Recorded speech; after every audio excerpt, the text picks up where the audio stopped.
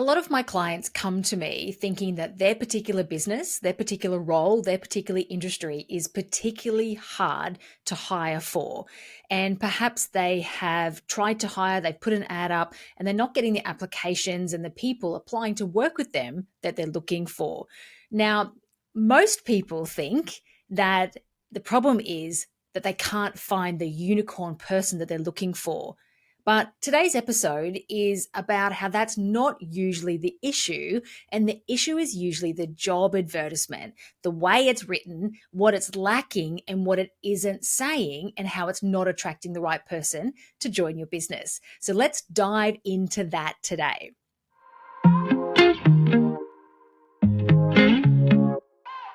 So let's talk about the real issue. If you have put an advertisement out there, if you're trying to find someone to join your business, I totally get that this is a new experience for you, and it would be really normal that it would feel particularly difficult. And it'd be really normal to think, well, maybe it's just hard for my business, my industry, and this role. However, the thing that is normally wrong in my experience, when somebody comes to me and they've put an advertisement up, they've been trying to hire and they haven't found the right person or the right type of applicants aren't applying, they're not rolling in the door, then the problem usually lies with the job advertisement. And that is what the job advertisement says or doesn't say. Now, typically, most job advertisements that I read are badly written. So I'm sorry to say that if you're not attracting the right people to your job, the first place and the most likely answer is that your job advertisement hasn't been written well enough. So the typical things that I see is that the job advertisements are written in a way that is too generic. It doesn't have personality, and it's not specific enough to actually capture the interest of the right people. So that's really common and that's really normal. And in fact, an inquiry from a potential client dropped into my inbox just this week from somebody who has had a few hiring attempts. So they've hired somebody and sort of within 3 months, they've been back to the drawing board because the person wasn't right. So that's happened twice. And now they have a job advertisement up. And in fact, they outsourced it. They gave a recruiter the opportunity to go and find the person for them. And the applications that are coming in the door don't seem right. So they've reached out to me to say, hey, can you help me? And of course, my response is, I'd love to. This is what I do. Let's look at your hiring strategy. And what was really interesting with that person is that they came back and they said, no, I don't think I need strategy. But what I need is for you to actually go and find the person for me. And so today's episode is pulling back the curtain and bringing some awareness to that the problem isn't typically that you haven't found the person. The problem is always in your hiring strategy. And as part of that hiring strategy, the key piece, the first piece, the job advertisement is letting you down. So to be able to write a great job advertisement, you need to have absolute clarity on who you're actually trying to talk to, who you're trying to invite, who you're trying to attract to hire into your business. Now, that clarity means that you need to know exactly what you want the person to do, what you don't want them to do, and how you want them to do it.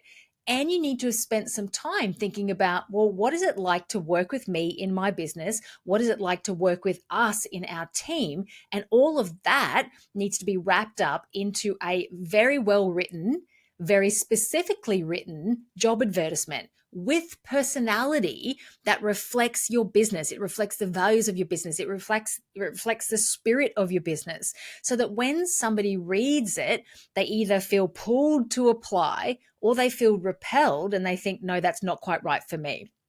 So to be able to hire well and end up with the right person, seeing your advertisement, applying, coming to have a conversation with you and ultimately joining your business. So to get to that point of success, which I know is what we all want, your starting point is always being oh so clear on who you actually need.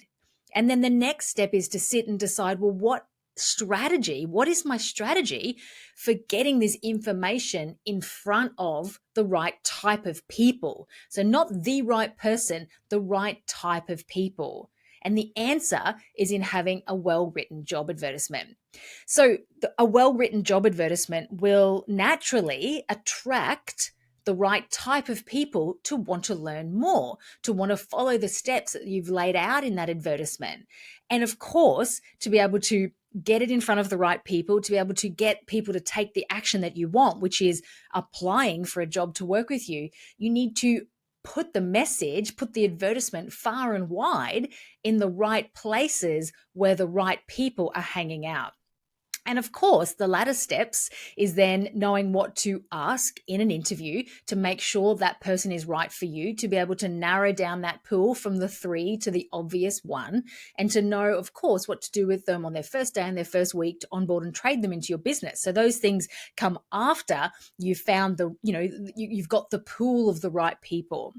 So when you're struggling to get the right people to apply to you, when you're struggling to even get to that point where you're screening CVs, where you're reviewing applications, it's really normal to ask yourself and wonder, where is the person hiding? But what I want you to do is I want you to reframe that and think about it like, where have I missed the mark in what I'm writing? How am I miscommunicating? How am I not communicating well enough? Not only what I need, but also what I have to offer. So in most cases, to be able to diagnose this and get it right, you need to look at, well, who am I trying to attract? What is the type of person that I need to work with me? What sort of experience will they have had in the past? What sort of skills do they already have? What specifically do I need them to do in this role? What do I want them to do? Why is it exciting for them to come and do this role in my business? What's exciting about working for me? What can I give to them? How can I develop them? What can I offer them? Is it, and it doesn't need to be, and often it's common that we can feel quite intimidated at this stage and think, oh, I don't have all these great things to offer because I'm not a big corporate. But actually, things like consistency of hours, a fun team, autonomy, like maybe you'll teach them something, maybe they'll learn about your industry, maybe they'll have the opportunity to broaden their skills, etc., etc. Maybe they just get to work with other people and it's a really collaborative role. Remembering that what you've got to offer is part of the attraction process, is letting the person know, yes, this is what we're looking for, but also this is what we're offering to the right person. And notice that I didn't speak about salary. So it's not about saying, hey, we need this person, we're going to pay X, number of dollars. It's actually about the personality of the business, the vibe of the business, what you're like as a leader to work with, because it's these things that actually make you unique. And it's these things that will make your job advertisement stand out in the crowd. This situation, I have worked through and diagnosed and solved this challenge for so many of my clients in the last couple of years, from lawyers, which is a really difficult industry to hire because so many lawyers are going out and working for themselves. And when you're trying to build a law firm, for example, with multiple people, there aren't that many people applying. A lot of people are going and trying to, work for themselves and become a practitioner, et cetera, et cetera. So you really need to communicate what's different about working for you. What is it that you want the person to do? And in some cases, why is this better than working for yourself? And what is it about your firm that feels different to other firms and that, really excites the person and at the same time repels the wrong person? So let me give you an example. If your sort of business and if you as an individual, maybe you're really energetic, maybe you're really funny, maybe you're really witty, put some jokes, put some funny things in your advertisement. If you are extremely professional and you like the Queen's English, very proper language written in all your communication to clients, then write your advertisement like that. If you're a bit quirky, I want to see that in the advertisement. If you're not fun and upbeat, then don't write it in a way that's fun and upbeat because you're not going to attract the right person. So loads of the advertisements that I see out there, on job boards, in Facebook groups, on all the places are very much the same. We are an X firm without much information about the firm or, the business, who are looking for someone who can do this with this amount of years of experience. Please send your CV and your cover letter. So you can imagine if you're trying to, that's no way to stand out in a crowd, is it? So if you're trying to particularly attract the people, who are like cream of the crop, who are the high performers, then they're going to take an action if something captures their interest. So it needs to be interesting. It needs to connect with them beyond, well, yeah, I've got 3 years experience, or I've got 5 years experience, etc. So I started to talk about the law firm. I've worked with quite a few lawyers in the last couple of years. This also applies to bookkeepers, an industry that is really challenging. You talk to bookkeeping business owners, and for those of you listening, I know you're nodding your heads. It's really hard to find great bookkeepers. So it's about, what is it that's working for you? What is it that's different? What is it about the way your team works together that's interesting? What is it about the type of clients that you work with? What is it about the portfolio of clients that you have on offer for this next person that makes it interesting? And of course, what's the experience that they need? What are the previous skills? What does it feel like to work in your team? That's the sort of stuff that needs to be put in the advertisement to actually capture the attention of the right person.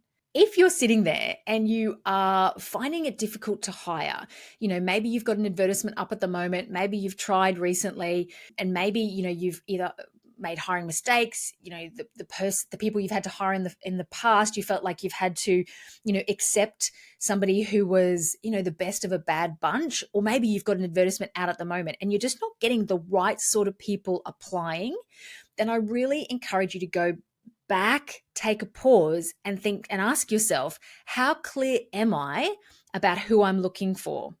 How clear am I specifically about what the right person looks like, feels like, where they're sitting, where they're working, how they're working at the moment?